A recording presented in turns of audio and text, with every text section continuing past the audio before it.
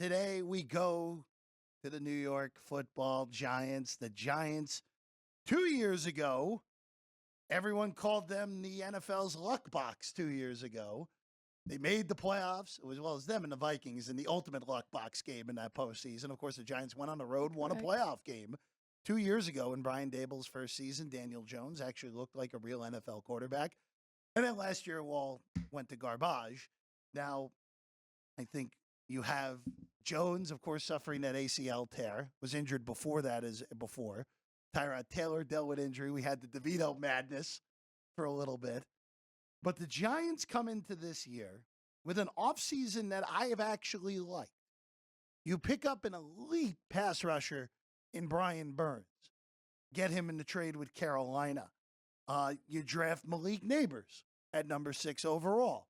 The Giants just have been in brutal need of a high-end pass catcher. They just haven't had the elite pass catcher since Odell Beckham left. Devin Singletary replaced Saquon Barkley. Obviously, look, Barkley, some teams just don't want to pay running backs. The Giants are one of those teams that don't want to pay running backs. Xavier McKinney goes to Green Bay. Darren Waller, I don't know how big of a loss that is, but it is, again, that they anticipated having a big role. Dealt with a ton of injuries last year. Ends up just stepping away from the game in that regard. Malik Nabers is your only one, I think, that's even remotely there on an award side. 11-1 to win Offensive Rookie of the Year. Dexter Lawrence had an awesome year a year ago. Thibodeau had a good year as well, even though he had some weirdness at the beginning of the year. More so than anything, Alex, the win total is the most intriguing thing to look at. They're at 6.5. We talked about a division that is still looked at as a top-heavy division. I think it's a little less top-heavy than it's been in the past. But 6.5, the win total here on the Giants, and it is juiced to the under at -140.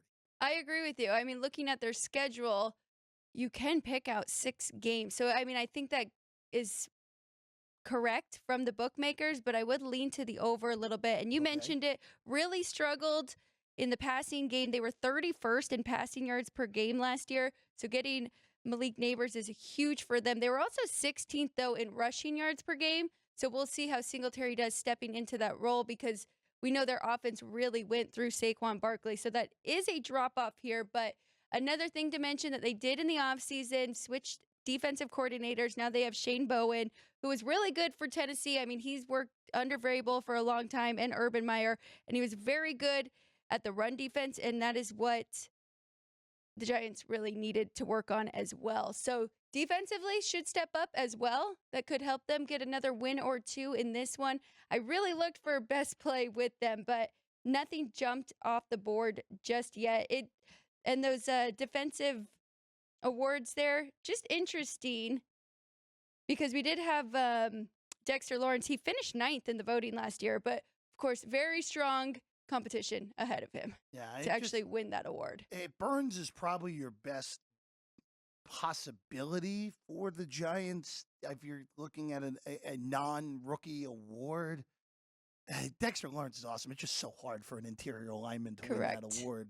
And I don't even think Dexter Lawrence is the best interior lineman that's playing in MetLife Stadium this year. That goes to Quentin Williams on the other side. But, you know, it's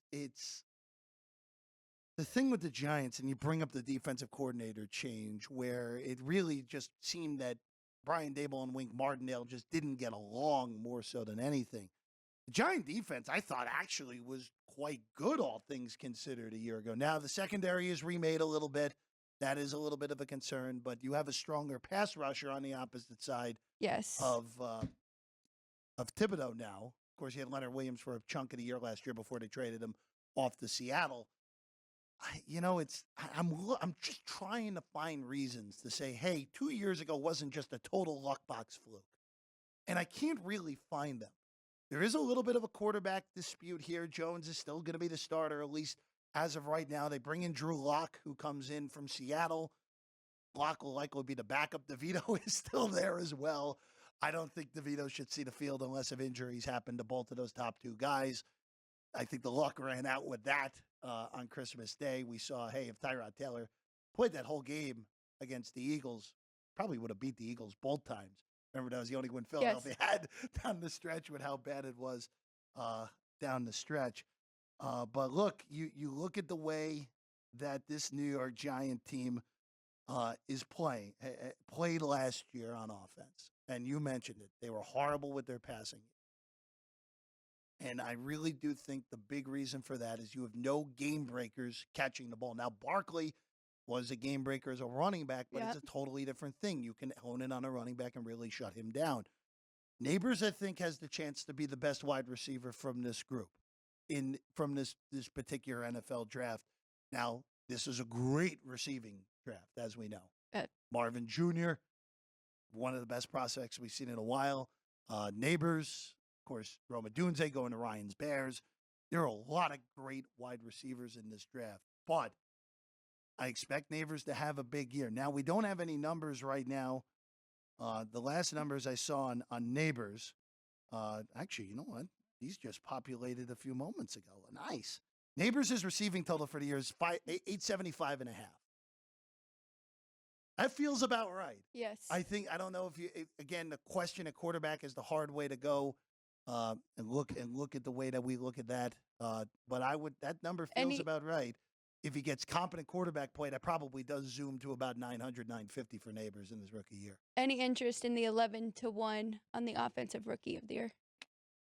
I mean, I think you have to at least consider it. When we get to the Bears, we'll talk about it. I really am high on Caleb Williams. I think the Bears become, and we'll preview the Bears next week. I expect Caleb Williams to push the Bears into pure playoff contention. And if that happens, it's going to be very hard for anyone to beat him. Unless if one of these quarterbacks, if Washington, who we talk about tomorrow, if Jaden Daniels has a huge year, he would be a possibility. Yep.